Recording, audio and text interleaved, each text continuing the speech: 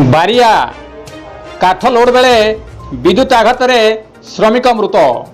केन्दुझर जिला बारिया थाना सुनारीपसी ग्राम यूकालिप्टास काठ लोड करुवा बेले जड़े श्रमिक 11 केवी विद्युत तार लगी मृत्युवरण काठ बेपारी माने तांको घरे पकई पलि आसी अभियोग होईछि।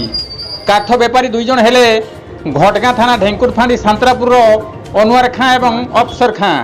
सेमाने श्रमिक को भंडा डाक्तरखाना न नहीं मृत शरत नायकर घर मयूरभंज जिला करंजिया छाड़ी चल जाइथिबा अभियोग होईछि। ए नहीं बारिया थाना एएसआई अनिल हांसदा एवं चंपू आईडीपीओ प्रमुख ढेंकुर फांडी गतकाली संध्यार आसी डेरा पकाई तदंत करुछंती एवं उक्त श्रमिक को तुरंत क्षतिपूरण देवाक दाबी होउछि।